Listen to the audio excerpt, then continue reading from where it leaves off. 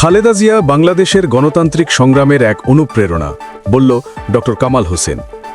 বিএনপির চেয়ারপারসন খালেদা জিয়ার মৃত্যুতে গভীর শোক প্রকাশ এবং তার শোকসন্তপ্ত পরিবার ও দলের নেতাকর্মীদের প্রতি সমবেদনা জানিয়েছেন সংবিধানের অন্যতম প্রণেতা ও গণফোরামের এমিরিটাস সভাপতি ড কামাল হোসেন। আজ মঙ্গলবার এক শোকবার্তায় তিনি বলেছেন, বেগম খালেদা জিয়ার মৃত্যুতে আমরা একজন দেশপ্রেমিক ও গণতান্ত্রিক অভিভাবককে হারালাম। দেশের ইতিহাসে গণতান্ত্রিক সংগ্রামে তিনি এক অনন্য অনুপ্রেরণা হয়ে থাকবেন।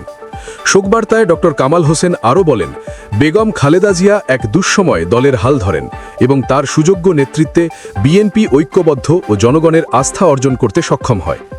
৯০-এর স্বৈরাচার বিরোধী আন্দোলন, ৩ জোটের রূপরেখা প্রণয়ন ও গণতন্ত্র পুনরুদ্ধারে তার আপোষহীন নেতৃত্ব জাতি আজীবন শ্রদ্ধার সঙ্গে স্মরণ করবে।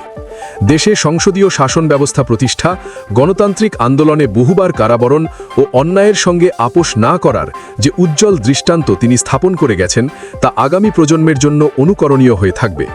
শোকবার্তায় আরও বলা হয়, বিগত সরকারের সময় তার প্রতি যে সীমাহীন জুলুম, নির্যাতন ও তাচ্ছিল্য করা হয়েছে তা দেশের মানুষ কখনো গ্রহণ করেনি, বরং তিনি জনগণের আকাঙ্ক্ষার মূর্ত প্রতীক হয়ে উঠেছেন।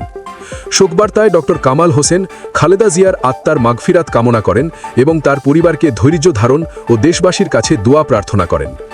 ড কামাল বলেন, বাংলাদেশের রাজনৈতিক অঙ্গনে খালেদা জিয়া একটি সুপরিচিত ও আলোচিত নাম। দীর্ঘ সময় ধরে তিনি নেতৃত্ব, সাহস ও দৃঢ় অবস্থানের মাধ্যমে নিজের পরিচয় গড়ে তুলেছেন। রাজনৈতিক জীবনের নানা উত্থান পতনের মধ্যেও তিনি তার মতাদর্শে অবিচল থেকেছে। সমর্থকদের কাছে তিনি আস্থা ও সংগ্রামের প্রতীক হিসেবে বিবেচিত। সময়ের পরিবর্তনের সাথেও তার নাম দেশের রাজনীতিতে গুরুত্বের সঙ্গে উচ্চারিত হয়। কামাল হোসেন বলেন, রাজনৈতিক ইতিহাসে খালেদা জিয়ার নাম বারবার উঠে আসে দৃঢ় নেতৃত্বের প্রসঙ্গে। নানা চ্যালেঞ্জের মুখেও তিনি সাহস ও স্থিরতার পরিচয় দিয়েছেন। তার রাজনৈতিক ভূমিকা দেশের গণতান্ত্রিক আলোচনায় আজও গুরুত্ব বহন করে। সময়ের পরিবর্তনের মাঝেও খালেদা জিয়া বাংলাদেশের রাজনীতিতে একটি প্রভাবশালী নাম। তার নেতৃত্ব গুণ ও দৃঢ় মনোভাব বহু মানুষের আস্থার জায়গা তৈরি করেছে। রাজনৈতিক অঙ্গনে তিনি এখনও আলোচনার কেন্দ্রবিন্দু।